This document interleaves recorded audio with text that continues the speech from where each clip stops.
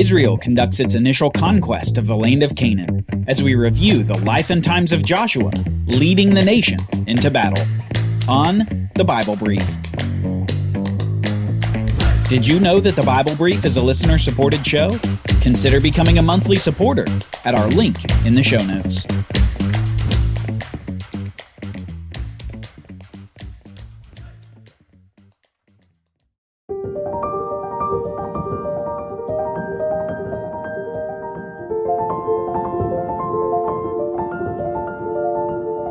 The blessings and the curses have been front and center since that final speech of Moses. The whole nation had heard them and listened intently to Moses' words. Words that Moses summarized like this in Deuteronomy chapter 30. See, I have set before you today life and good, death and evil.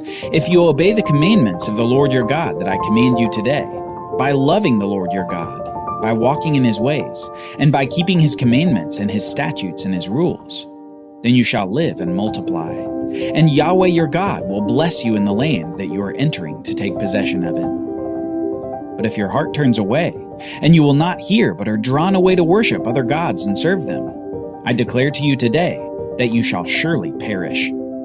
You shall not live long in the land that you are going over the Jordan to enter and possess.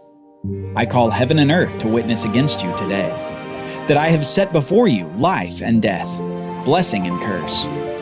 Therefore choose life, that you and your offspring may live, loving Yahweh your God, obeying his voice and holding fast to him. For he is your life and length of days, that you may dwell in the land that Yahweh swore to your fathers, to Abraham, to Isaac, and to Jacob, to give them. Before his death, Moses was encouraging the people and warning them. He was reminding them of their duty to keep God's law that he'd given them starting at Mount Sinai, and he was helping them to see that God himself would be the strength of the nation as they entered and conquered the land of Canaan. He was telling them this: love God, follow the law, and take the land. Yet as Moses finally died, his death becomes an inflection point for the nation. At his death, they lost the greatest prophet Israel had known. Yet his passing was also a signal that it was time to enter the land long ago promised to their fathers. Joshua would take leadership of the Israelites. He had been commissioned by God with words that would define his life. God had said, "No man shall be able to stand before you all the days of your life. Just as I was with Moses, so I will be with you. I will not leave you or forsake you. Be strong and courageous, for you shall cause this people to inherit the land that I swore to their fathers to give them." God would be with Joshua, but Joshua would have to put away his fear and put on courage to conquer the land of Canaan with the people of Israel. After 40 years of wandering in the wilderness, the next generation of Israelites was ready to enter the land, and their entrance was nothing short of miraculous. Just as God had split the Red Sea in the Exodus, so here at the eastern edge of Canaan, he splits the waters of the Jordan River so that his people can walk through into the land of promise on dry ground. God was showing that he was with his people, just as he had been with their parents as they fled Egypt. And they would need that encouragement. Soon they would meet their first battle at the fortified city of Jericho. It had high walls, defenses essentially impenetrable for the Israelite army. Yet God instructed the people to simply walk around the city for 7 days, walking around it 7 times on the 7th day, before blowing trumpets and giving a hearty shout. This obedient action by the people would be the downfall of Jericho. The city walls fell down flat, and all in it were devoted to destruction. Well, everyone except for that family of Rahab, the prostitute who had previously hidden 2 Israelite spies who'd come to see how the city might be defeated. She and her family were saved from destruction because of her faith in Yahweh. Rahab recognized that he was the one true God, and she wanted to be on the side of Yahweh. Soon, however, the army traveled to their next target at Ai. It wasn't much of a city, though, not like Jericho. And for this fact, they sent only a small contingent of the Israelite army to defeat the city. But surprisingly, they're handily defeated by the city's inhabitants, something that shocked the nation after the people's amazing success at Jericho. God soon reveals to Joshua that the reason for the defeat is that a man within Israel disobeyed God's instruction to utterly destroy Jericho and instead retained some of the goods for himself. The culprit, a man named Achan, is found out and destroyed along with his family and property. This demonstrated that the sins of even one person can cause irreparable harm to others and to the nation at large. After dealing with Achan, the Israelites are then commanded by God to ambush the city of Ai before burning it with fire. On this second attempt, they successfully defeat the city and rack up their second victory in the war for the land of Canaan. After reviewing the law and the blessings and the curses at Mount Ebal and Mount Gerizim within the land, the Israelites begin the campaign in earnest for southern Canaan, from their home base at Gilgal. But before the campaign takes a running start, they're tripped up by the deceitful men from the city of Gibeon. The Gibeonites convince the leadership in Israel that they're actually foreigners from a faraway land. And falling for the ruse, Israel makes a forbidden covenant alliance with the Gibeonites. They swear by Yahweh that they won't harm the Gibeonites and will protect them. Soon, this covenant is tested, as a southern alliance of 5 kings and armies comes against the city of Gibeon. Due to Israel's new covenant obligations with the city, they end up on an all-night march to protect their new allies. Upon arriving at Gibeon, Yahweh throws the nations attacking the city into confusion and quickly routs them before the Israelite forces. But that's not all.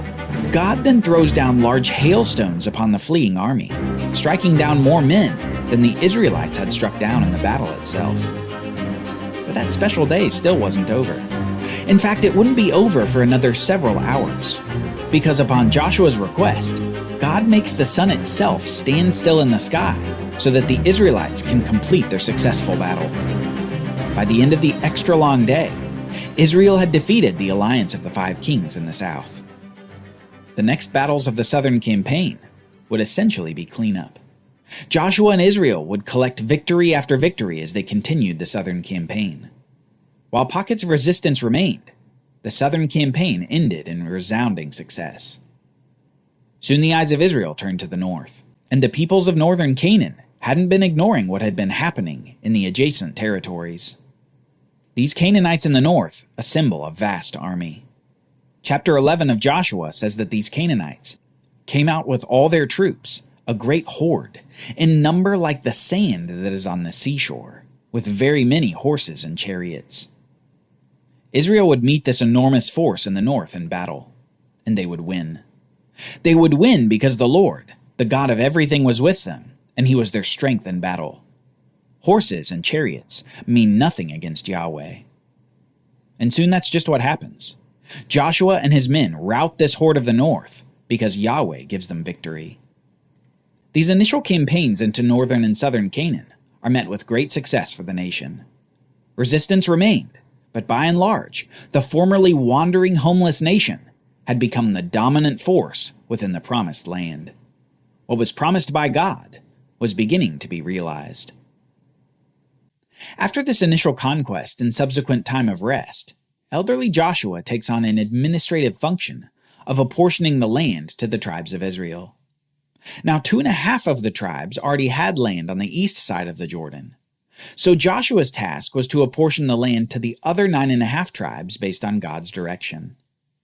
However, almost as soon as the apportioning is completed, a civil war nearly starts due to the actions of the 2.5 tribes living on the east. They build an altar that appears to be built in competition to the altar that God had authorized for ritual sacrifices. The 9.5 tribes on the Canaan side of the Jordan quickly begin mustering troops, and they send an angry delegation to the 2.5 tribes. Thankfully, civil war is avoided, as the delegation discovers that the purpose of the altar was not for sacrifice, but for remembrance. These 2.5 tribes east of the Jordan don't want future generations to forget that they're part of Israel too. Despite dwelling outside of Canaan, they still want to be able to take part in the community of Israel. This altar is a means for future generations to look at it and remember the unity of the 12 tribes of Israel. Soon, all go back to their territories, with civil war narrowly avoided. It's years later that 110-year-old Joshua brings the nation together for final messages before he dies. He reviews the history of the nation since Abraham was first called to the land of Canaan, and he especially reviews those blessings and curses that were part of the Sinai covenant. His final speech, in many ways, serves as a generational echo of Moses' speech over 30 years prior. Joshua hits all the same notes as Moses, lest the nation forget after Joshua is dead and gone. Joshua effectively says to the people, "Love God, follow the law, and take the land. Finish what we started, and experience the blessing of Yahweh as you follow his law in the promised land." Through Joshua, God had begun to fulfill his great promises to Abraham so many years prior. He had promised to Abraham land, seed, and blessing. The land of Canaan, seed or offspring in abundance, and blessing to the world through a particular offspring. He was fulfilling his land promise. He was fulfilling his seed promise. And the nation still awaited that one offspring who would bless Israel and bless the nations. God is good for his promises, and the future is looking bright for Israel. But those bright prospects soon become a little dimmer. Dim with disobedience.